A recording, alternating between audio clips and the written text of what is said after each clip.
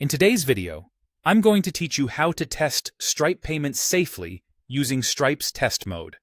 This is a fantastic way to ensure your payment processing is functioning correctly without the risk of handling real money. It provides a sandbox environment specifically designed for developers and businesses to simulate transactions and troubleshoot any issues before going live with actual payments. Let's begin by enabling test mode. First, you'll want to navigate to your Stripe dashboard. Once there, you'll see an option to toggle View Test Data.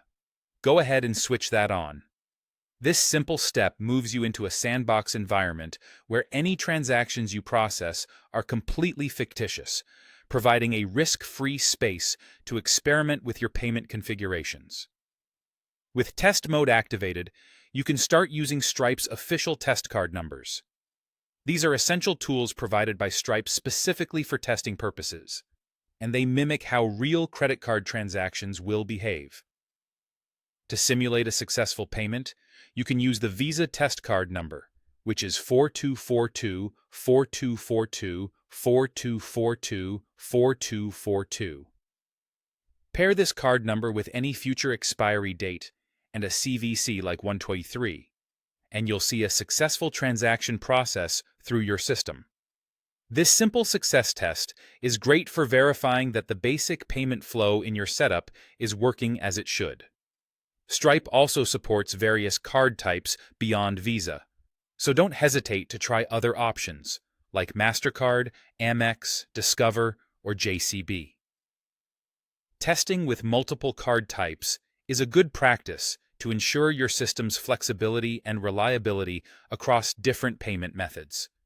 Now, it's equally important to test how your system handles declines or failures, since not every attempted payment will be successful in live scenarios.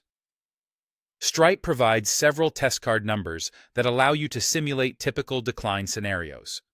For instance, you can use 4,000, 1,000 down, 2,000 down, 0,002 to generate a generic decline response. This simulates what would happen if a payment fails for unspecified reasons. Other decline tests include using the card number 4000 000 0069 for an expired card scenario.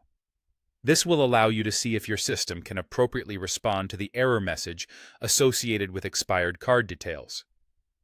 Similarly, the card number 4000 9995 will simulate a decline due to insufficient funds. You'll want to ensure that your payment interface clearly communicates this fault to the user, perhaps suggesting they attempt the transaction with a different card. Finally, the card number 4000 9979 is used to simulate a stolen card. Testing this ensures that your system can handle such critical issues securely and effectively. Remember, practicing these test cases helps create a seamless, error-free experience for your users once you go live. With these tools and techniques at your disposal, you'll be well prepared to handle real payments confidently. Thank you for joining me, and happy testing.